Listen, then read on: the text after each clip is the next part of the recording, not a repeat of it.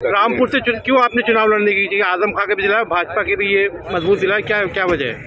कि पूरे देश में जो ईवीएम का आंदोलन चल रहा है, जिसका मुझे मेन चेहरा या मेन सिपाही माना जाता है, वो पूरे ईवीएम के जो भी जितने भी लोग एक्टिविस्ट हैं, उन लोगों ने ये पूरा सबने मिलकर तय किया कि एक आदमी हमें ऐसा चाहिए जो पॉलिटिकल पार्टीज जो हैं सारी, उन्होंने सहयोग तो किया लेकिन सड़क पे आके सहयोग नहीं किया हम लोगों का। तो ये ईवीएम का आंदोलन जो है, कहीं ये इस शोर शराबे में इलेक्शन के दब ना जाए।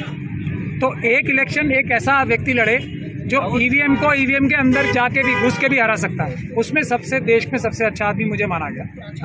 दूसरा ये था कि आप ऐसी मुश्किल जगह से चुनाव लड़ें जो भारतीय जनता पार्टी की जीती हुई सीट हो, जहां पुलिस और प्रशासन का एकदम डर और टेरर हो, क्योंकि इन दोनों चीज़ों को भी दूर करने में संवैधानिक और कानूनी रास्ते से आप सबसे अच्छे आदमियों में से एक माने जाते हो देश के।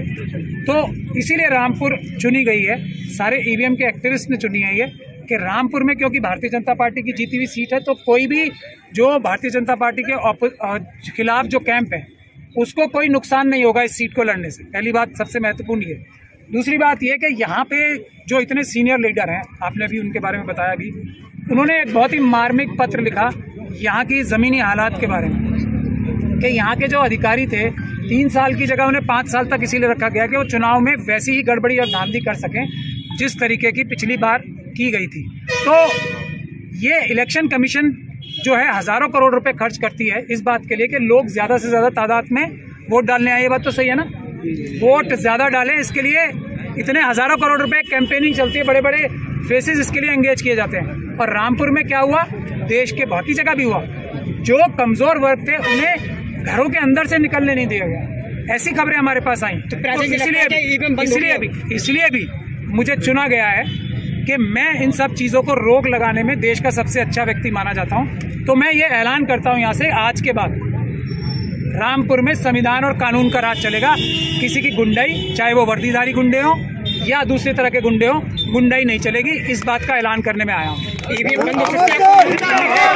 आपका ईवीएम के खिलाफ जो विरोध है, आपने बहुत 2 महीने से कौन सा प्रचार कर रहे हैं आप? मैं अभी भी बता रहा हूँ आपको, कानूनी तौर पे इसीलिए मुझे चुना गया ना, ये मुश्किल सीट से जो भारतीय जनता पार्टी की जीती हुई सीट है, कि कानूनी तरीके से, और मैं ये साबित करके दिखाऊंगा आप सब लोगों के सामने आने वाले दिनों में। आज भी पेपर बैलेट से चुनाव होना कानून है, ईवीएम से चुनाव होना आज भी गैर कानूनी है, जब तक के चुनाव आयोग किसी खास सीट पे खास वजह ना बताए कि हम यहाँ पे मत पत्र से, पेपर बैलेट से चुनाव नहीं करा सकते। इसलिए हम चाहते हैं कि यहाँ पे ईवीएम से चुनाव हो। ये कानून है। एक भी जजमेंट ऐसी नहीं है सुप्रीम कोर्ट की या हाई कोर्ट की जो ये कहे कि पेपर बैलेट से चुनाव नहीं होने चाहिए। एक भी जजमेंट ऐसी नहीं है हाई कोर्ट और सुप्रीम कोर्ट की कि चुनाव सिर्फ ईवीएम से होने चाहिए। ये मैं साबित करूंगा आप लोगों के सामने सबूत के साथ।